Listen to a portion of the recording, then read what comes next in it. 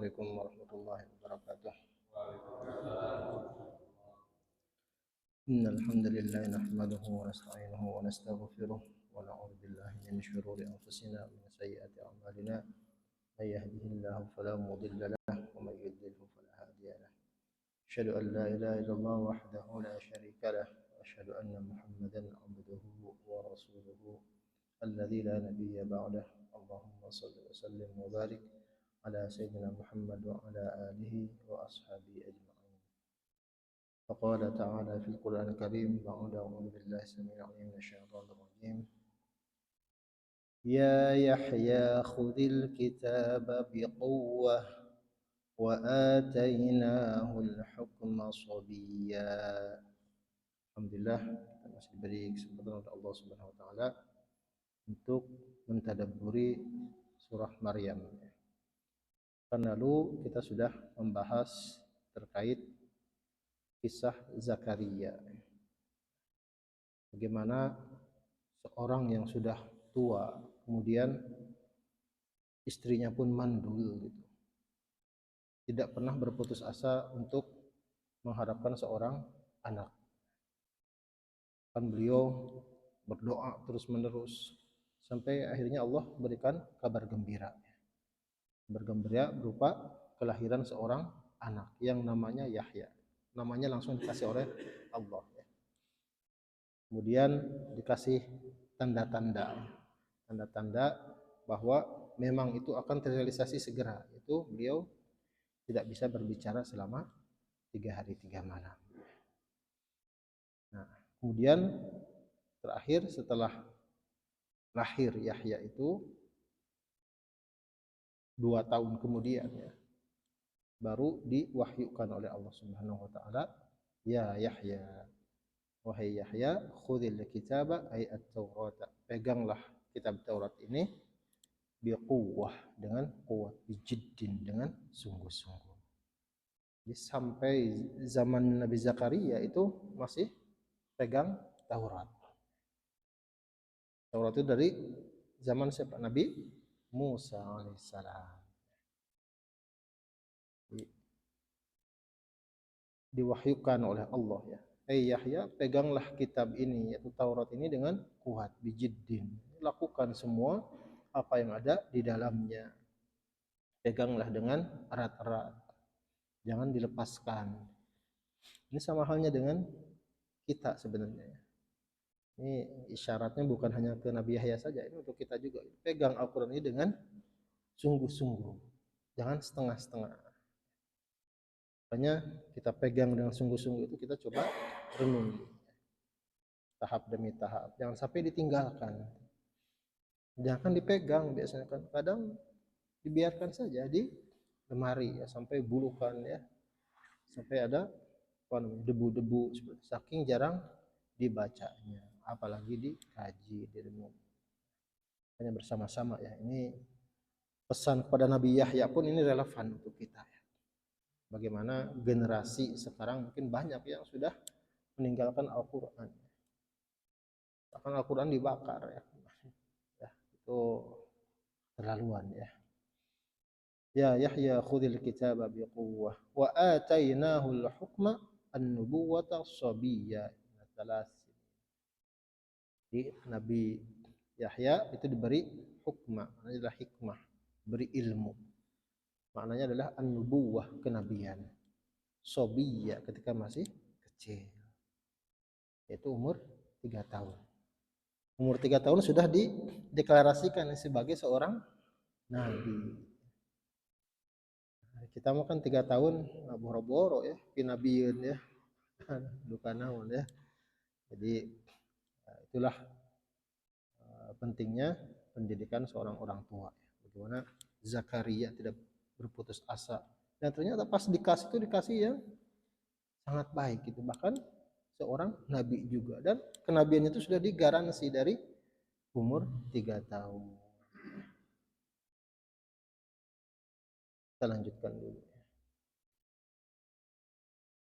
Wa hananan min ladunna wa zakah wa kana taqiyya.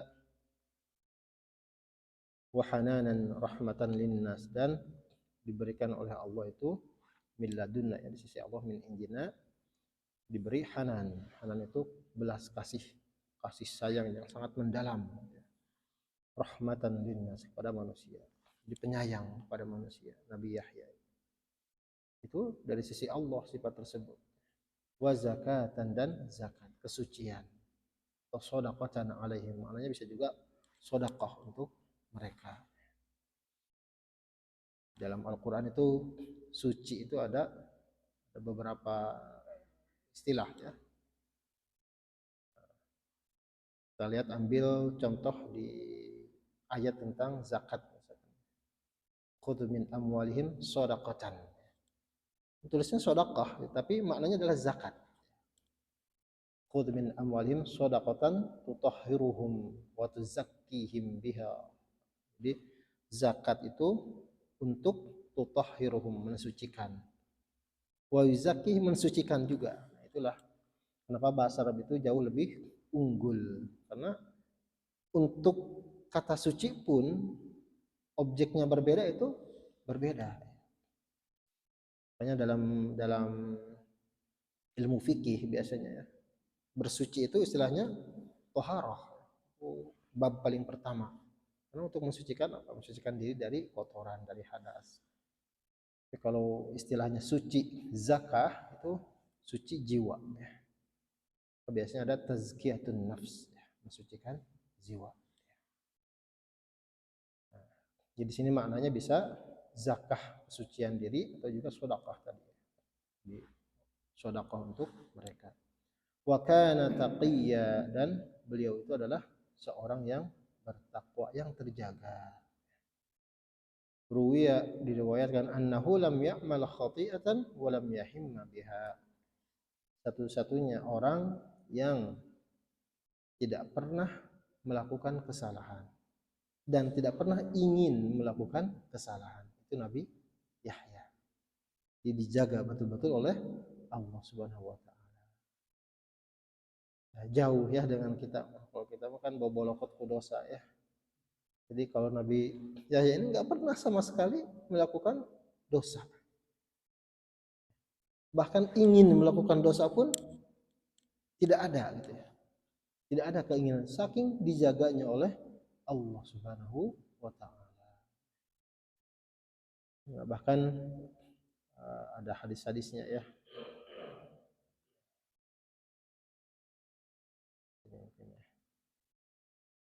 Ya, walaupun terlepas dari derajat kesohihan hadis-hadis ini, ya, kita bacakan saja.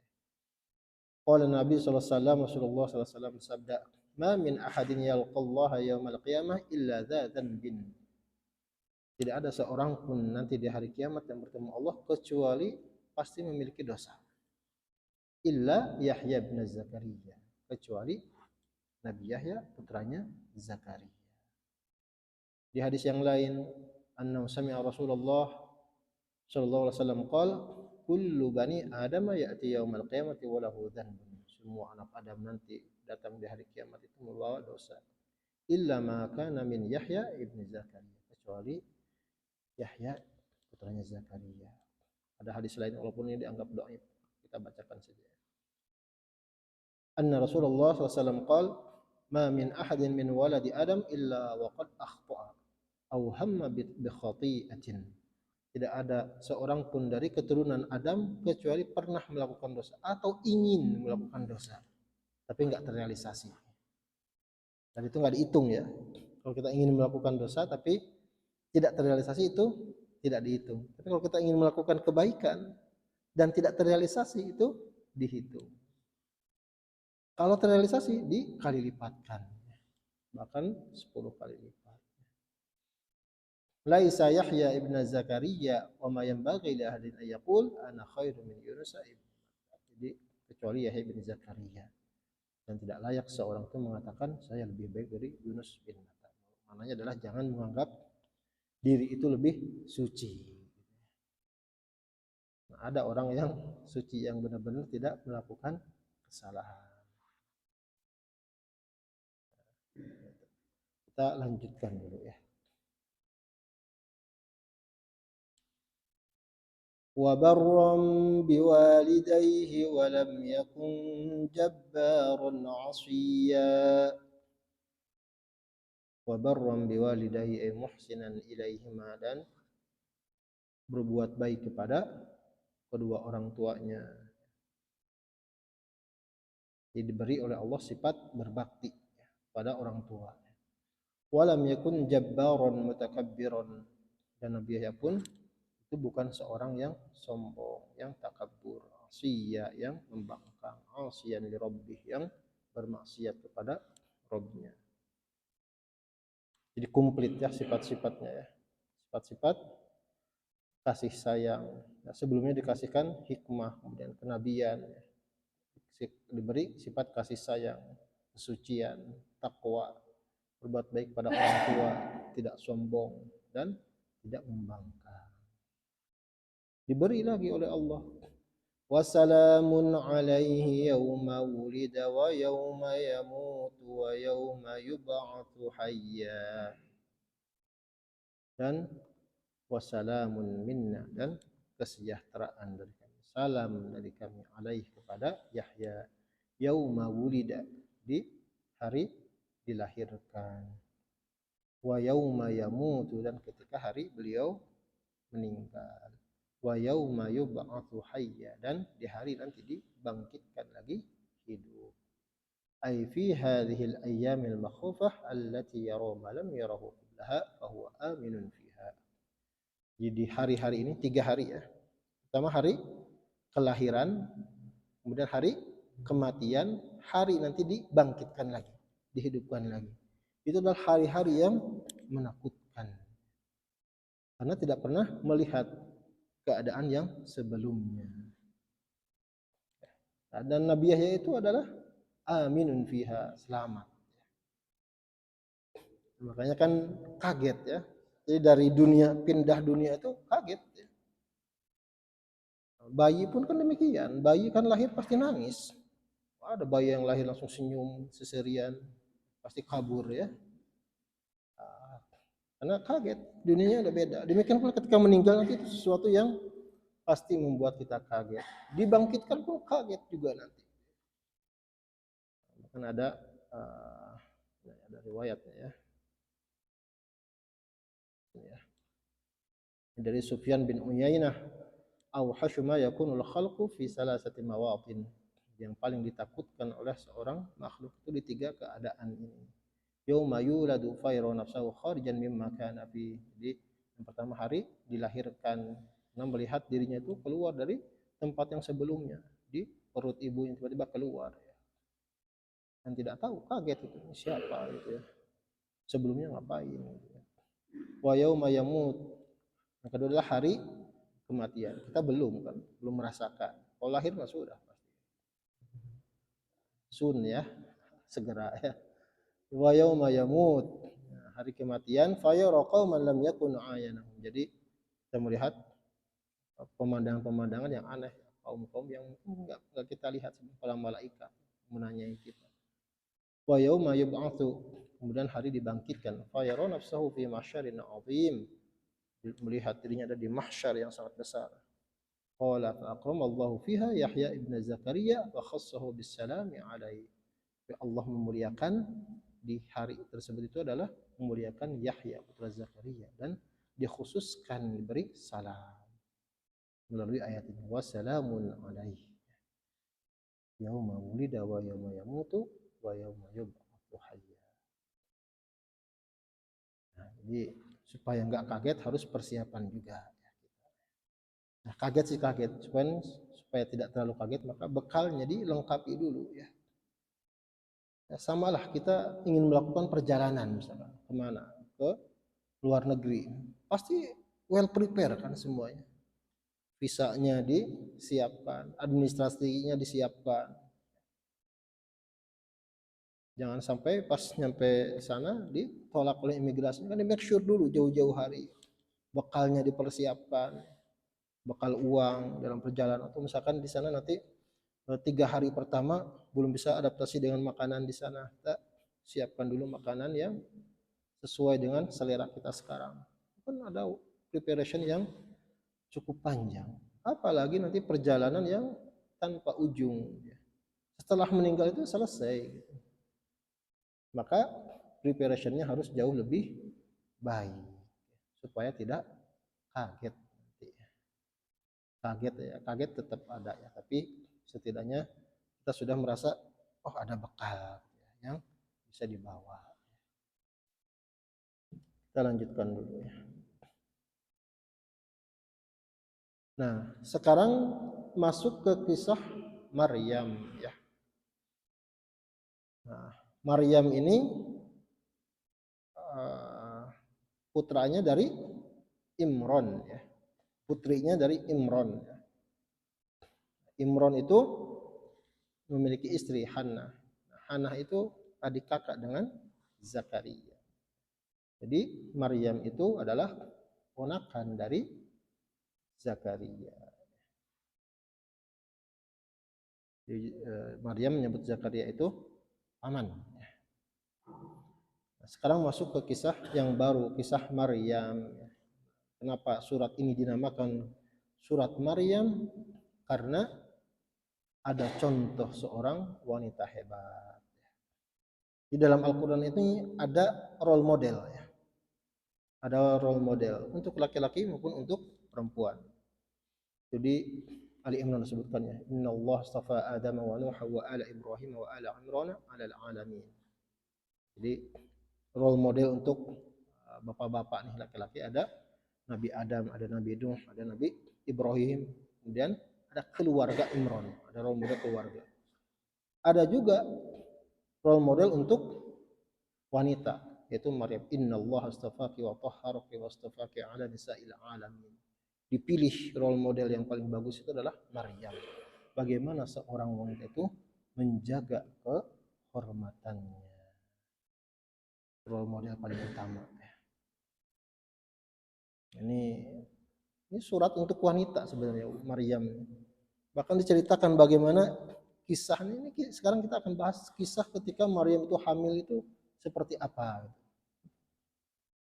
Kita makan teparugu hamil ngidam ini dipenuhi, ngidam itu dipenuhi. Coba kita lihat kisah Maryam lagi hamil seperti apa. واذكر في الكتاب مريم إذ انتبذت من أهلها مكانا شرقيا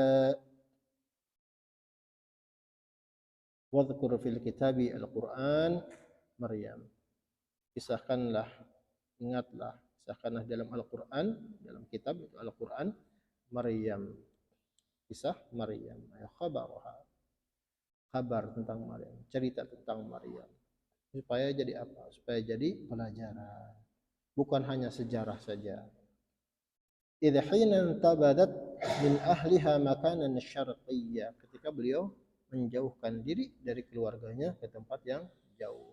Ay i'tazalat fi makani nahwi syarqi min ad-dar. Menjauhi ke arah timur dari rumahnya, dari Baitul Maqdis. Jadi Maryam ini kan sudah dinazarkan oleh Imran ya, dan istrinya supaya menjadi pelayan di Baitul Maqdis ya. Inni nazartu laka ma fi batni muharrara fataqabbal minni innaka antas samiul alim di Ali Imran. Jadi sudah dinazarkan untuk melayani Baitul Maqdis. Ternyata lahir perempuan, tapi tetap di situ, tapi dikondisikan ya. Jadi tidak disamakan ya. Jadi tidak disamakan antara laki-laki dan perempuan. Bahkan di ayatnya walaysa dzakaru kal unsa. Jadi laki-laki nggak sama dengan perempuan. Perempuan nggak sama dengan laki-laki.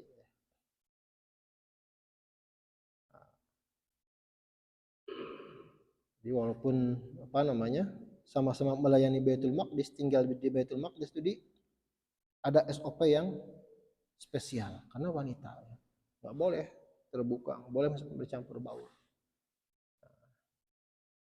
Jadi beliau Maryam ini menjauhkan diri ya ke arah timur untuk kebutuhan tertentu. Ada yang menyebutkan karena haid, ada yang menyebutkan karena mengambil air, keperluan mengambil air, ada menyebutkan hal-hal lainnya. Beliau menjauhkan diri dari keluarganya ke arah timur.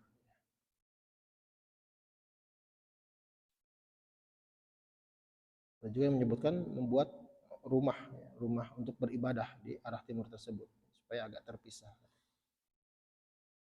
Lalu apa yang terjadi? فاتخذت من دونهم حجابا فأرسلنا إليها روحنا فتمثل لها بشرا سويا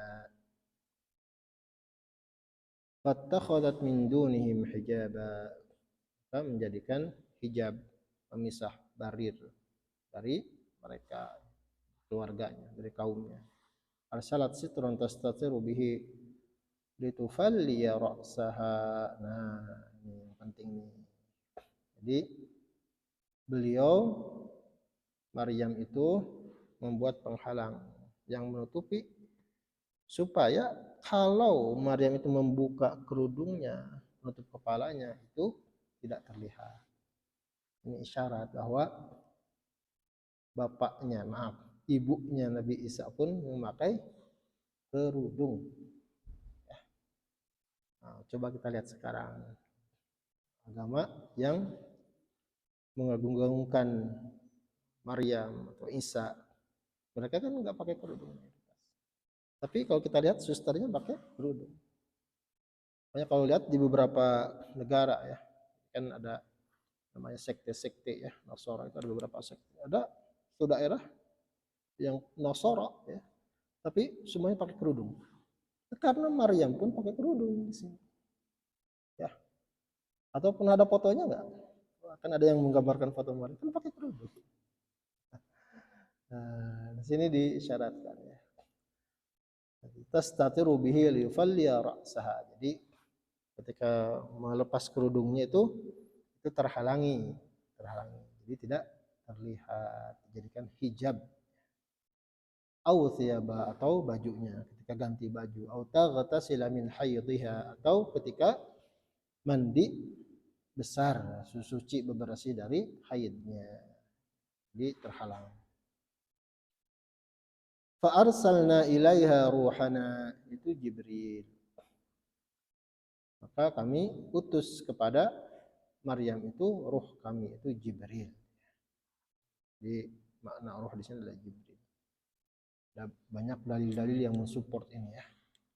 Nazala bihir ruhul amin, ruhul amin Jibril. Di sini disebutkan juga ruh ya. Jibril. Fatamatsala laha ba'da lubsiha thiyabaha basharan sawiyya man khalaq. Kemudian Jibril itu menyerupai ya, seorang laki-laki yang sempurna, dedegnya sempurna. Jadi menampakkan beliau malaikat, tapi menampakkan diri sebagai seorang laki-laki yang sempurna. Tentunya setelah Maryam itu memakai pakaiannya. Jadi menemui Maryam, Jibril menemui Maryam dalam bentuk seorang laki-laki. Coba bagaimana respon seorang wanita yang sedang mengasingkan diri satu tempat khusus untuk dia gitu. Tiba-tiba datang laki-laki. Wah, pasti kaget ya.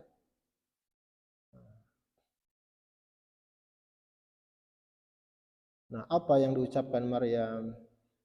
Qalat inni a'udzu birrahmani minka in kunta taqiyya.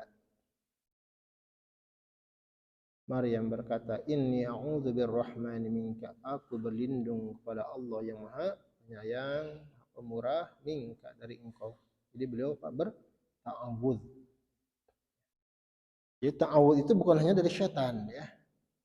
Kita kan sering ta'awudz. Sebelum baca Al-Qur'an itu kita ta'awudz dulu kan. Jadi pada di An-Nahl sudah kita bahas ya. Pada qira'atul Qur'an fasta'id billah. Jadi ta'awudz dulu perintahnya. Karena memang pas baca Quran itu sering ada banyak godaannya. Godaannya dari siapa? Dari syaitan. Makanya ta'awudznya dari syaitan. Pas baca Quran kan seringnya ngantuk ya. Tapi kalau pas nonton TV biasanya nggak ngantuk ya. Nah, itu kan syaitan yang mempermainkan. Ditiupan syaitan teh, saya tunuh bobo ya jadinya. Demikian pula di sini ya. Inni a'udzu birrahmani minka. Aku berlindung kepada Allah yang Maha Penyayang, minka dari engkau, hai laki-laki. In kunta taqiyya, jika engkau bertakwa, fatantahi anni bita'awudzi, engkau menahan diri ya dengan ta'awudku. Di sini apa namanya? Ada ta'awud ya, berlindung kepada Allah ya. Dari godaan salah satu sini laki-laki ya. Jadi kalau ada orang ingin melakukan kejahatan, kita bisa bacakan seperti ini. Inni a'udzu birrahmani minka in kunta taqiyya. Jika engkau bertakwa, ya engkau jangan mengganggu saya. Jika engkau bertakwa kepada Allah, jangan mencuri dan lain sebagainya. Berlindungnya kepada Allah dulu itu. Jadi kalau ada kalau ada kejadian misalnya kriminal, yang kita lakukan apa biasanya? Tolong gitu ya. Yang minta tolongnya kepada siapa coba? Kepada manusia kan sebenarnya. Bukan kepada Allah. Tapi di dalam diri mestinya harus ditanamkan bahwa kita meminta perlindungan ya kepada Allah. Termasuk dari bukan hanya dari syaitan, dari kejahatan-kejahatan fisik ya. Ini pun dicontohkan oleh Maryam. Aku berlindung pada Allah yang Maha Penyayang dari engkau. Nah, tiba-tiba ada orang asing di depannya gitu ya. Kita lanjutkan dulu ya.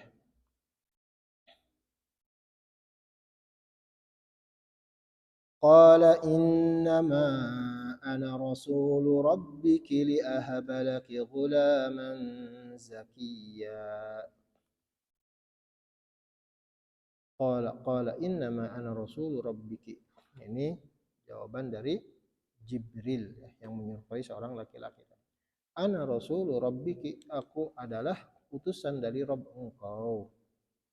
Kalau kita membacanya li ahabalaki ya. Nah, ini qiraat yang lain kalau di sini ya. Li ahabalaki ghulaman zakiyya, untuk memberi kepada engkau seorang anak laki-laki yang suci. Bin nubuwati, itu nanti beri kenabian. Itu siapa? Isa al-Masih, Isa ibnu Maryam. Di Isa itu dinasabkan kepada ibunya karena tidak memiliki ayah. Nah, kalau sekarang banyak nggak anak yang nggak memiliki ayah? Banyak. Nah, tapi jauh dari Maryam ya. Maryam menjaga diri, ini justru mengobral diri ya. Sehingga tidak jelas ayahnya siapa, punya anak. Alhamdulillah ya. Jadi ya kadang seperti itu ya. Ayahnya nggak tahu di mana, ayahnya nggak tahu siapa. Atau bahkan nikah, tapi nikah sebenarnya udah punya anak, udah sedang dalam keadaan hamil. Jadi fast track ya, jalur cepat gitu ya. Ya, nikahnya bulan Januari, lahirnya bulan Februari ya. Sering seperti itu ya. Tapi itu tidak untuk ditiru ya. Karena ada riwayat juga nanti Maryam ini hamilnya cepat gitu. Hamilnya cepat ya. Tidak 9 bulan ya. Ada yang menyebutkan 9 bulan, ada yang menyebutkan 8 bulan, ada yang menyebutkan langsung. Jadi dari proses nanti Jibril meniupkan ruh itu ya, kemudian sampai hamil, sampai lahir itu dalam waktu yang cepat, segera.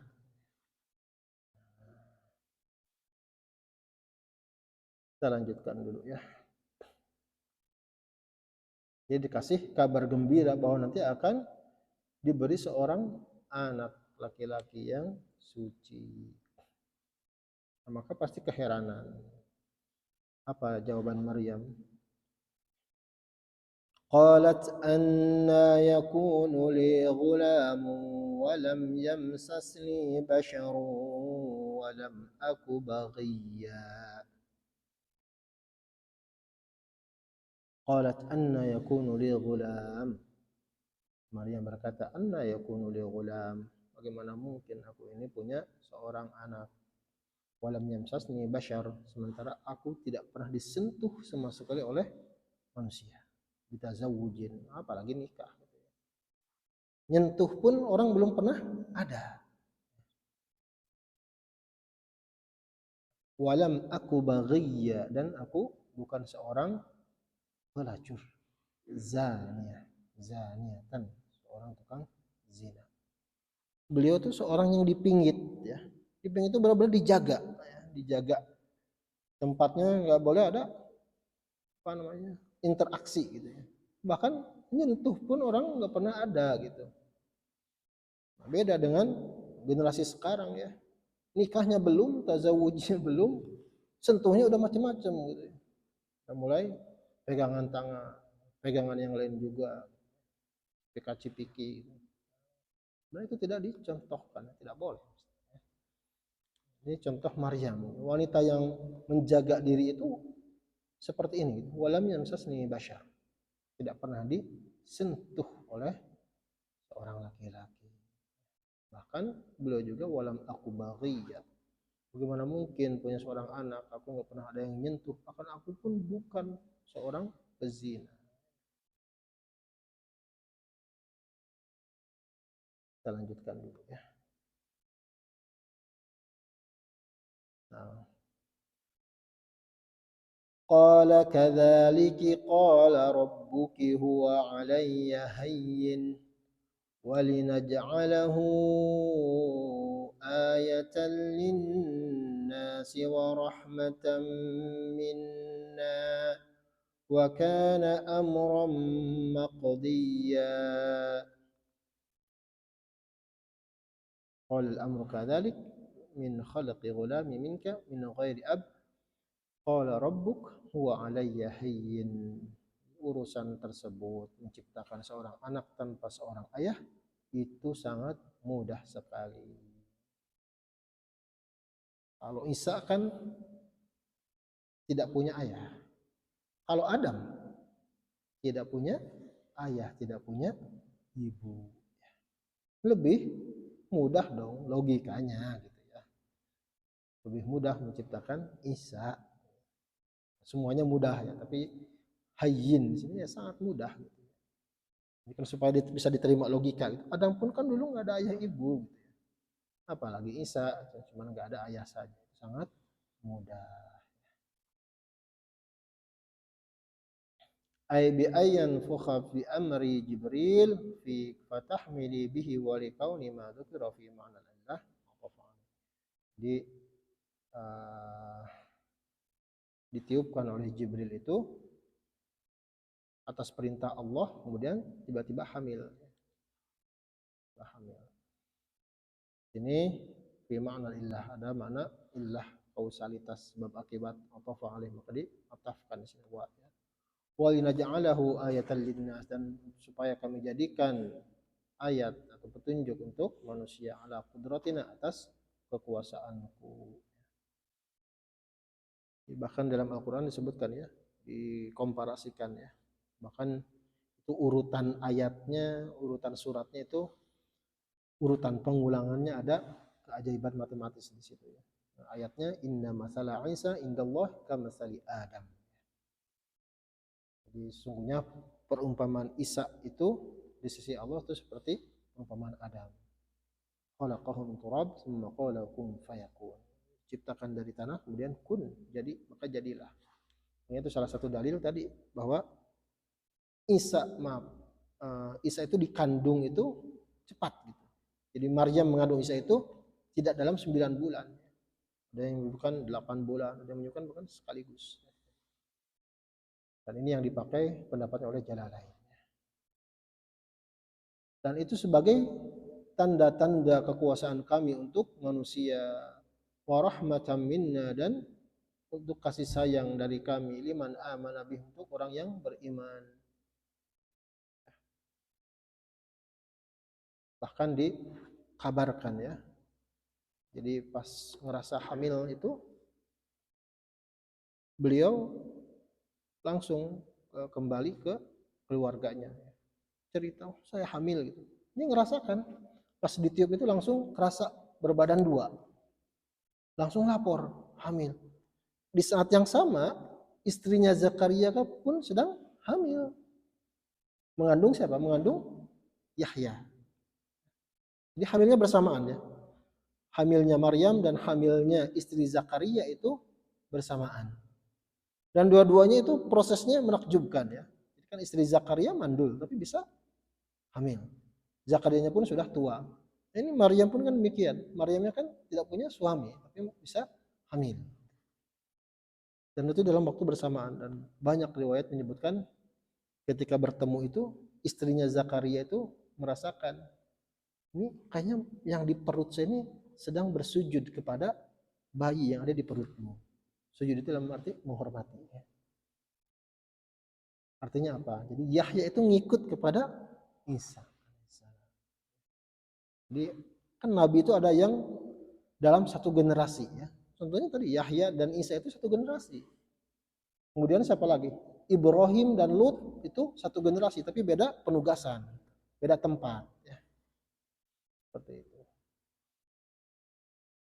Itu bentuk kasih sayang dari kami liman aman. Jadi keluarga itu mengimani betul itu kehendak Allah, itu ternyata proses hamil itu betul itu kehendak Allah, bukan karena Maryamnya berzina. Karena nanti besok akan kita bahas bagaimana ada tuduhan-tuduhan dari kaumnya, bagaimana mungkin nasabmu ke atas itu suci, engkau malah berzina. Dituduhlah nanti Maryam. Itu besok kita bahas ya. Bahkan ini ya, makanya ada yang menganggap ya, siapa sih suaminya Maryam? Ada yang menyebutkan Yusuf, ya. Tapi bukan Nabi Yusuf ya. Karena memang di Baitul Maqdis ketika itu selain Maryam yang yang mengurus Baitul Maqdis, ada juga Yusuf, masih dari keluarga Zakaria, familinya, sanak familinya. Makanya kan ada Mary and Joseph ya, dalam bahasa Inggrisnya ya. Padahal sebenarnya bukan suaminya. Yusuf itu sama sekali tidak nikah dengan Maryam, tidak menggauli Maryam. Memang Maryam suci. Bahkan Yusuf pun pernah ngasih sindiran ya. Pernah ngasih sindiran kepada Maryam ketika tahu Maryam itu hamil. Mungkin nggak ada pohon yang berbuah tanpa biji? Mungkin, kata Maryam. Kemudian mungkin nggak ada anak lahir tanpa ayah? Maaf tadi ya, itu tidak mungkin yang pertama. Yang kedua, mungkin nggak anak lahir tanpa ayah? Disindir, artinya ingin ngetes Maryam ini benar melakukan hal yang kotor, berzina, atau beliau menjaga diri, tapi itu kekuasaan Allah. Maka Maryam menjawab mungkin, karena itu sudah kehendak Allah. Bahkan dianalogikan dengan kisahnya Adam. Adam pun demikian, nggak ada ayah, nggak ada ibu. Maka Yusuf itu paham. Tapi ada yang menyebutkan Yusuf itu kan suaminya Maryam, Joseph and Mary ya. Nah, tidak sebenarnya. Tidak menikah. Maryam itu benar-benar suci ya, tidak ada yang menyentuh sama sekali. Dan itu yang pertama mengimaninya keluarganya, keluarga besarnya ya. Warahmatan minna, itu bentuk kasih sayang dari kami untuk mereka yang beriman. Termasuk kita pun mengimani seperti itu. Jangan menganggap Maryam itu nikah. Enggak. Jadi Isa itu lahir tanpa ayah memang. Karena memang ditiupkan oleh Jibril langsung. Wa kana khalquhu amran maqdiyya, dan penciptaan Isa itu adalah ketetapan yang sudah ditetapkan, urusan yang sudah ditetapkan bihi fi ilmi, dalam ilmu Allah. Sudah ada grand skenario yang Allah rencanakan bahwa nanti memang akan ada lahir Isa. Bahkan Isa itu wajihan ya, namanya ya, terkenal ya. Terkenal dalam artian ya, sekarang kan kalau kita lihat mayoritas penduduk bumi ya, itu kan banyak yang menganggap atau mengidolakan mendolakan bahkan menuhankan ya, Isa alaihissalam. Tapi nanti sudah kita bahas ya di surat An-Nisa, surat surat Al-Maidah ya, bahwa itu dibantah oleh Isa alaihissalam. Dan itu sudah grand skenario Allah ya, termasuk Nabi Isa diangkat kemudian nanti kembali lagi di akhir zaman ya. Kemarin sudah kita singgung juga ada kaitannya dengan dekat-dekat kisah Ya'juj Ma'juj ya, tanda-tanda akhir zaman. Nah, di sini itu ketetapan Allah yang sudah ditetapkan. Fa nafakha Jibril fi jaybi dirha fa ahassat bil hamli fi batniha musawwara. Jadi ditiupkan oleh Jibril itu ke baju kurungnya.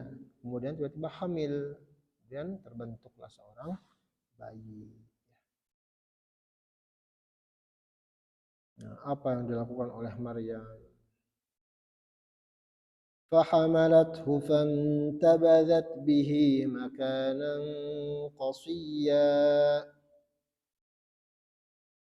فحملته maka Maryam itu mengandung Isa fantabadat tanahat bihi makanan qasiyya ba'idan min ahliha maka beliau mengasingkan diri jauh dari keluarganya jauh dari kaumnya bahkan dalam tanda petik tertekan ya tertekan karena ada apa ada namanya pikiran ya oh nanti pasti ini dituduh macam-macam oleh kaumnya jadi dituduh yang tidak-tidak ya. Maka beliau mengasingkan diri ke tempat yang jauh sekarang dekat-dekat mau melahirkan apa yang dilakukan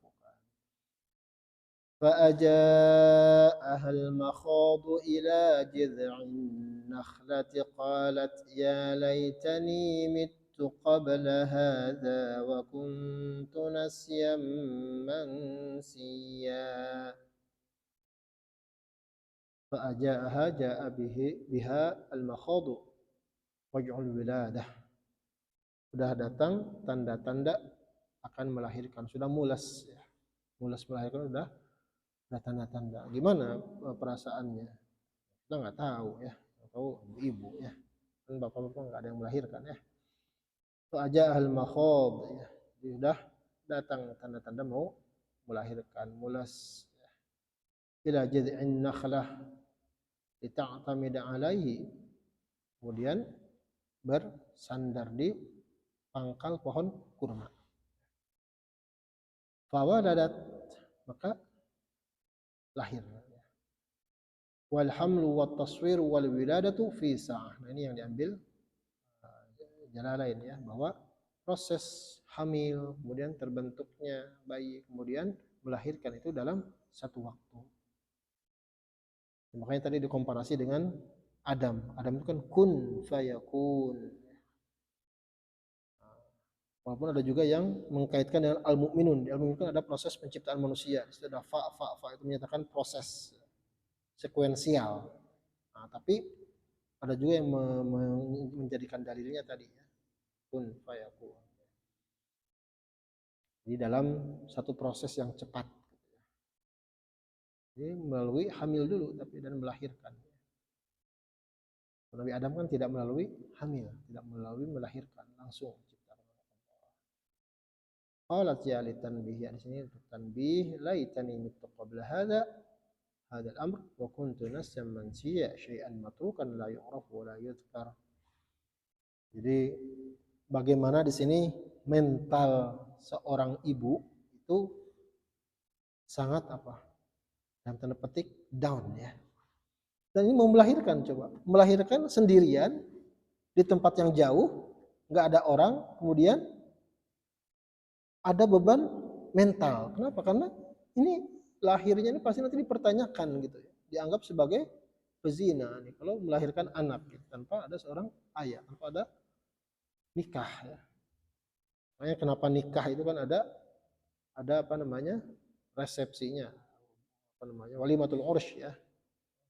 Supaya ngasih tahu oh ini sudah nikah. Sehingga orang nggak kaget oh tiba-tiba udah punya anak aja. Jadi terus kalau kita kan ya, ibu-ibu misalkan, pasti kan kalau ingin melahirkan itu ditemani ya, temani orang-orang terdekat, misalkan. Ditemani dokter, ditemani perawat. Gitu ya. Nah, kalau Maryam ini sendirian, gitu. Sendirian mau melahirkan dan dalam keadaan lemah ya, lemah mules tadi. Gitu ya. Bahkan beliau tadi secara mental pun tertekan. Ya. Sampai mengucapkan ini, ya laitani mittu qabla hadza. Aduh, kayaknya lebih baik kalau saya ini sebelum kejadian itu sudah meninggal. Bayangkan ya.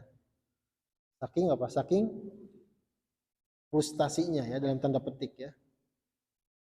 Kayaknya lebih baik saya meninggal sebelum ini. Mittu qabla hadza wa kuntu nasyan mansiya, dan aku jadi barang yang dilupakan, yang ditinggalkan, enggak dianggap, la yu'raf wala yudhkar, enggak pernah ada orang yang mengetahui saya dan enggak ada orang yang menyebutkan nama saya.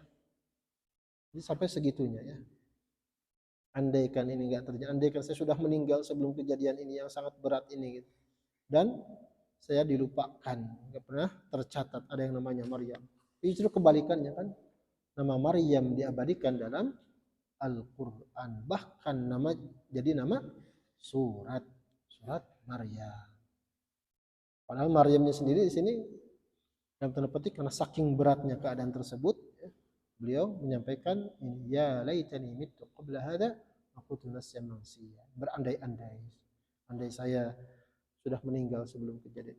Tapi nggak boleh ya, nggak boleh kita mengharapkan kematian kecuali dalam keadaan fitnah, ingin segera meninggal. Adapun yang diperbolehkan tadi ya dalam keadaan fitnah atau berdoa ya, doa kepada Allah untuk tadi ya pilihan. Kalaupun hidup dengan sehat bisa bermanfaat, kalaupun tidak menjadi beban. Kita lanjutkan dulu ya. Jadi Maryam pas mendekati hamil itu bersandar di apa namanya, batang pohon atau pangkal pohon kurma. Kita lihat dulu lanjutannya. Nah, tadi kan Maryam sedih ya dalam tanda petik frustasi gitu ya, lemah secara fisik, lemah secara mental, secara psikologis itu tertekan ya. Maka dikasih hiburan oleh Jibril. Fanadaha min tahtiha alla tahzani qad ja'ala rabbuki tahtaki sariyya. Fanadaha min tahtiha Jibril wa kana asfala minha, maka Jibril memanggilnya dari arah bawah. Alla tahzani, hei Maryam jangan sedih. Ini isyarat ya. Wanita hamil itu enggak boleh sedih. Wanita mau melahirkan enggak boleh sedih, harus happy. Jangan sedih ya. Dan ini pun diajarkan oleh Jibril. Maryam, kamu lagi hamil, kamu mau melahirkan, jangan sedih. Yang pertama supaya kuat mental dulu. Mental dulu gitu ya. Kan fisik nanti mengikuti. Qad ja'ala rabbuki tahtaki sariyya, baru cerita tentang fisik. Rabb engkau telah menjadikan di bawah engkau itu ada sungai. Nahruma karena qad inqata'a, jadi yang apa namanya, sungai Sariyya di sini sungai ya, nahrun ya, sungai yang airnya itu sebenarnya sebelumnya itu sudah kering.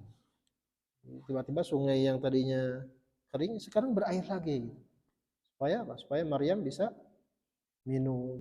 Kemudian sungainya kan mengalir ya, Sariyya,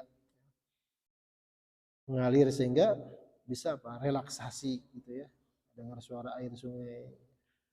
Enggak sendirian banget gitu. Coba ini sendirian nih, mau melahirkan nggak ada yang support sama sekali. Karena suaminya nggak ada. Keluarganya pun beliau menjauhkan diri dari keluarganya.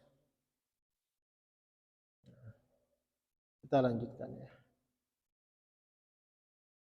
وهزي إليك بجذع النخلة تساقط عليك رطبا جنيا. Ini ada isyarat juga nih ya. Ini ada hal menarik ya kalau kita renungi di ayat yang ini ya. Wahuzzi ilaiki bizid'in nakhlah. Goyangkanlah batang pohon kurma itu ke arah engkau. Pernah lihat pohon kurma? Segede apa batangnya? Lebih besar dari mangga ya. Bayangkan pohon kurma disuruh digoyangkan oleh seorang yang dalam keadaan lemah gitu. Ini isyarat apa? Isyarat jangan putus asa gitu. Dalam hal kepepet pun jangan berputus asa dan harus ada usaha sekecil apapun. Bahkan dalam keadaan lemah mau melahirkan, ya, lemah fisik, lemah mental, disuruh menggoyangkan pohon kurma. Suruh usaha dulu walaupun sedikit. Sama halnya ini dengan kejadian ini ya, kejadian Musa ya. Musa ketika menyelamatkan Bani Israel, di depannya ada lautan. Bani Israel udah putus asa gitu. Tapi Nabi Musa mengadu kepada Allah. Dan Allah perintahkan idrib bi'asakal bahar. Pukulkan oleh engkau ke lautan itu dengan tongkatmu. Jadi harus ada usaha walaupun sedikit. Jadi masalah sebenarnya laut itu bisa terbuka tanpa Musa pukulkan tongkat, bisa atas kehendak Allah, tapi harus ada usaha walaupun dikit. Dalam keadaan segenting apapun. Jangan apa? Jangan cicingan ya. Jangan diam aja gitu. Harus berusaha sekecil apapun. Demikian pula di sini Maryam menggoyangkan pohon kurma supaya apa? Kurmanya jatuh. Sebenarnya tanpa digoyangkan pun bisa itu. Atas izin Allah kurmanya langsung jatuh. Tapi di sini suruh berusaha.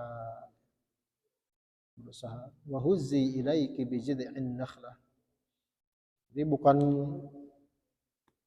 ya usahanya dikit, mungkin goyangkan apa namanya nempel doang gitu ya. Karena kan kalau coba pas nanti ke ini ya, ke lihat pohon kurma misalkan ya, pas ke Mekah misalkan atau ke Madinah ya, pohon kurma coba goyang-goyangkan, runtuh enggak? Susah gitu ya. Nah, di sini isyarat sebenarnya goyang bukan karena digoyangkannya, tapi atas izin Allah. Tapi harus ada usaha sekecil apapun. Wa huzzi ilaiki bi jid'in nakhlah kana zabisah. Wal ba'u zaidah. Ba di sini bukan dengan ya, tapi di sini zaidah saja tambahan. Jadi goyangkan si pohon kurma itu. Yang kering ya. Tusaqit asluhu bita'aini qalibat atsaniyah sinan wa daqimat fi sin wa fi qira'atin taqwa. Jadi ada yang menyebut ya, di sini watar fi qira'atin taqwa. Jadi ada yang meninggalkannya itu jadi ada maknanya tatasaqat ya. Kalau kita tusaqit ya. Di asalnya dua ta kemudian ditukar ta yang kedua dengan sin kemudian diidghamkan ke sinnya. Tusaqit alaiki rutaban tamyiz, ini sebagai tamyiz janiyah, sifat-sifat dari rutab. Maka nanti akan jatuh apa? Buah kurma yang janiyah, yang matang ya. Supaya apa? Supaya bisa makan minum. Jadi perhatikan ya. Jadi yang pertama adalah Allah tahzani, mentalnya dulu, jangan sedih dulu. Baru setelah itu fisik ya. Ada sungai di bawahnya, bisa minum. Kemudian ada juga makanannya. Dan ini tadi ya isyarat bahwa harus melakukan usaha walaupun sekecil apapun. Walaupun itu bisa terjadi atas izin Allah, tapi tetap harus ada usaha untuk memulai itu. Kemudian di sini isyarat juga ya. Jadi Maryam kalau kita lihat di surat Ali Imran ya. Di kisah Maryam ini ada di macam-macam ya. Di Ali Imran sudah kita bahas banyak, di Maryam sekarang bahas banyak, nanti di Al-Anbiya juga ada, di At-Tahrim akhir juga ada ya. Kalau di Ali Imran itu bahkan disebutkan ya, ini Zakaria ini aneh itu ya. Wajada indaha rizqa. Qala ya Maryam anna laki hadza qalat huwa min indillah inna Allah yarzuqu man yasha'u bighairi hisab. Itu ada pelajaran penting juga bahwa wanita nggak sama dengan laki-laki. Jadi tadi sudah kita bahas, dan masalah urusan rizki wanita itu sudah dijaga oleh Allah. Bahkan Zakaria pun sampai kekheranan ya, sudah kita bahas di Ali Imran ya. Oh Maryam ini ada di satu tempat, tapi kok selalu ada datang makanan gitu. Buah-buahan yang musim panas, musim dingin kok datang terus gitu. Ditanya, ya Maryam, anna laki hadza? Dari mana ini Maryam? Qalat huwa min indillah. Itu dari sisi Allah. Inna Allah yarzuqu man yasha' bighairi hisab. Allah yang memberi rezeki tanpa batas. Ini isyarat kalau wanita itu memang bukan untuk nyari kerja. Jadi wanita itu memang tugasnya spesial. Yang nyari kerja itu laki-laki usahanya. Wanita mah nggak nyari kerja pun rezekinya sudah diatur gitu oleh Allah Subhanahu wa taala. Mudah-mudahan bermanfaat. Insyaallah kita lanjutkan besok. Wallahu a'lamu bishawab. Assalamualaikum warahmatullahi wabarakatuh. Allahumma rahamna bil Qur'an waj'alhu lana imaman wa nuran wa